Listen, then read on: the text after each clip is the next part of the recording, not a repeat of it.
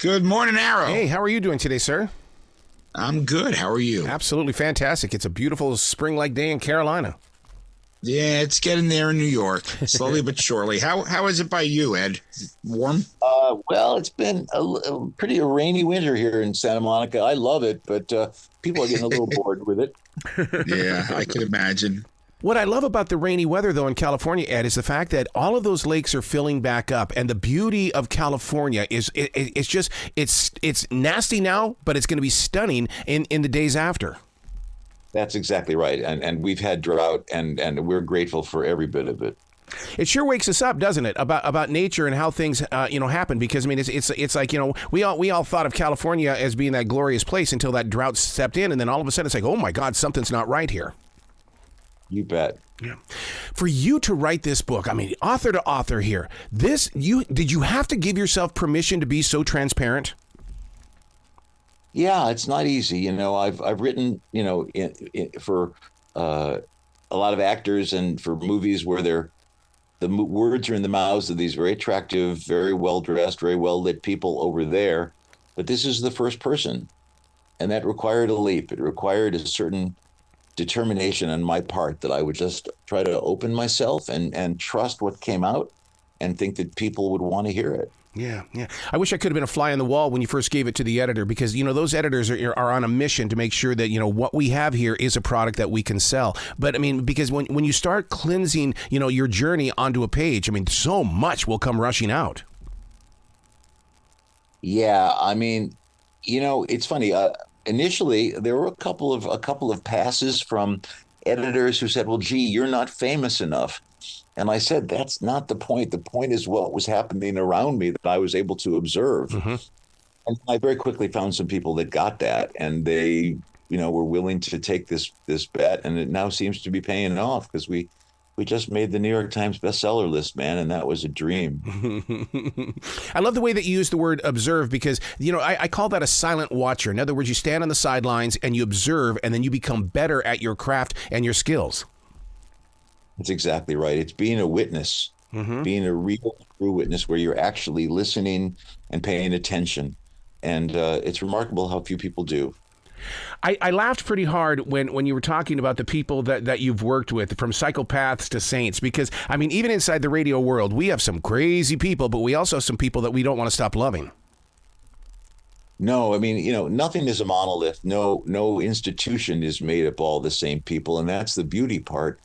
It's just that as time goes on, you try to, pick and choose and try to create your world around you. And, you've had a couple of tough experiences, but you've had more of them that are wonderful and thrilling.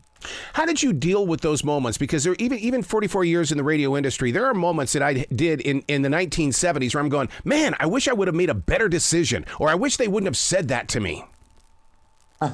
Well, I guess I'm not a regretful person. I don't have a lot of rude. But some things I think about are about myself. So I wish that I had been bolder, or I wish I hadn't given so much of a damn, that I could have actually been freer at an earlier moment. I found that at a certain point, but what would it have been like to have been like that even sooner? Wow. The name of the book is Hits, Flops, and Other Illusions, My 40-something Years in Hollywood. I like that word flops, because I think flops is a learning word. It's like there's no such thing as failure. It's a lesson learned. And did you learn from the flops? Absolutely. It's the only way you learn. Mm-hmm. I think success is oddly mystifying. I think it makes you anxious. You don't quite know what happened. The stars aligned and things worked. But when you screw up, when something doesn't work, you apply a set of critical evaluations and standards that you might not otherwise do. You also learn that it didn't really matter as much. You think your life is going to be over, but it isn't. You get up and you do it again, and you find your way back on your feet. And so the next time, it's not like you don't care as much, but you're a little bit more detached from your emotional validation, from your center. And that, I think, makes your work even better. Yeah. I call that fermenting. In other words, I have to step away from a little bit. I have to go be a listener, or even when I'm recording music and things, I have to be able to step away and go be somebody else. I can't be that artist inside that studio. I also think that if you think about how fields lie fallow for a bit in order to regain their nurturing. That's part of what you're saying. Did you write it one word at a time, or did you set out to write a full book? In other words, as an author, we all sit there and go, okay, we're going to write the book, and then you get frustrated because it's not coming out the way you want it to. But if you take it one word at a time, because you've got such a connection here. I love the way you write. Well, thanks. I didn't know how one writes a book because it was my first one. I knew how to write a movie, but I just try to let it. I tried to feel it from an internal place and not judge myself. I did not admit that I was writing a book for the first 2 or 3 months. Wow. I was just writing these sketches, and I would keep a little file. You know how we keep files in our computers, and you name files. I named this file B-K. I didn't want to even call it a book because I felt that would put too much pressure on myself. How did you tap into that creative energy? Because, you have to show up. There is a daily discipline when it comes to writing. Well, first of all, the fact that it began during COVID when there was nothing else to do, that certainly helped. But eventually you find a rhythm. I've always been a pretty disciplined writer, and I just gave myself over to this. And I didn't give myself a schedule as to how much it was going to get done a day, but I had to get something done. And I would almost do it. I'm going to get past this moment. And whether that moment took a page or 10 pages, that's how I sort of paced myself. As that writer, are you like Jerry Seinfeld and you carry the yellow notebook pad, or do you go right into the computer? Yeah, the earlier I can get to work, the better I am. While you're still fresh and there are no distractions and all of that, I'm best when I can just approach it early in the morning with a clear head. I'm pretty much done by noon, and if I can start at 6 or 7 in the morning. And I'm ready to face the rest of the world by then. Oh, I totally get that because, even with morning show radio, I'm up at 2:45 in the morning. I want to be rocking. I want to get this thing done. And then this way, by, like you said, 12 noon, I've got a day in front of me that I can enjoy. Well, that's exactly right. Yeah. What have you learned about you in putting this book together? Because as you were writing it, you had to have been a student. Yeah, that's a great question. I think, I've learned that however much I thought I was in control, that I thought I was driving the train, that there was a train that was going to go regardless of me, and that I could actually at times be along for the ride rather than having to feel I was trying to put my, chop myself up and fire the engine with my body parts. I was able to actually experience the ride better. We're this generation that we grew up with only 3 networks, but now you look at what's going on in the world and there are so many choices to put our works of art. How have you evolved with the streaming as well as where people are getting, and soon it's going to be the VR goggles where people are going to watch a movie. How, as that creator, how is it changing you? Well, I've watched changes take place even during my own life. I've watched, what's happened when there are VHSs and then DVD. Yep.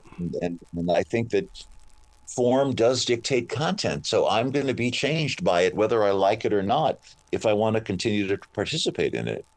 Yeah. And I think I vowed that I would be supple because I love the process so much. I still want to be in the process. And I don't want to be looking backwards and saying, oh, those were the days, because I don't give a darn about the days. I just give a darn about today. So you're still hungry then? You've got that drive to make it happen. I do, and I hope I always will. People live off that. The people that we surround ourselves, they know what your energy is all about, and they like to tap into that. Yeah, absolutely. Those are the people that you want around you, and I've been lucky enough to be surrounded by those people for a long time, and they, you feed off each other. Yeah. Yeah. I was thinking, Tom Cruise, how many movies has he made, and how much money, and what stardom? It's the high of doing it. It's the joy of doing it that drives him. It's nothing else.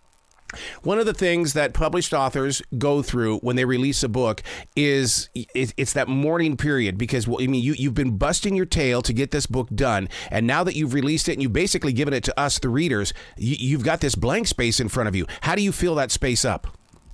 Well, I'm a little bit lucky in that I have a day job. My day job is trying to make movies and television, so I can actually say, this was a moment. maybe that moment will come again. I hadn't planned to be a writer of books. I loved it.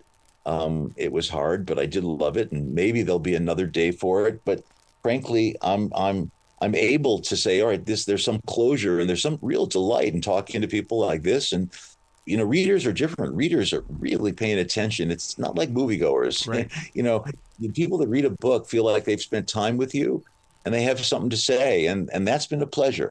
But I'm sort of back to the movie business these days. I have people that will come up to me and say, before I read a book, I have to hear the author's voice. I want to know what they poured into it so that when I go to that page, I know exactly what they were feeling. Plus, I'm hearing their voice in a podcast, and then when I go and read the book, I'm hearing their voice.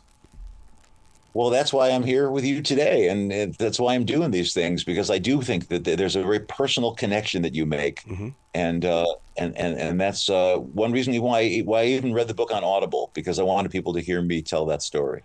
And I want to thank you for doing that on Audible, because that really is that relationship. When I'm driving to work and I'm listening to Audible, you're the person over there in the passenger seat of my car, and the way that you read it is, man, it's dynamic, and you can tell that you're coming from an entertainment background.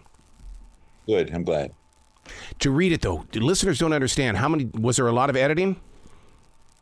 No, but it takes a long time. It was like 6 studio. It was a chore. I was the voice on The Secret, and I was so excited about that until you get up to page 56 and you still have 200 to go, and it's like, what? Come on now. Exactly. So bringing out the best in an actor, I know what it's like to be with radio people when you're really kind of shaping them. Was there any what kind of structure do you really go for? Oh gosh, I was very intuitive. I thought I would make sketches as if you're like a drawing. I would sketch the people out, and then I would fill in the details. See, that's brilliant right there. That's the kind of stuff that we need to watch on TED Talk. Okay.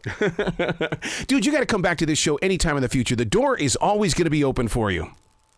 Thank you so much for having me. You bet. You be brilliant today, okay? All right. Thanks.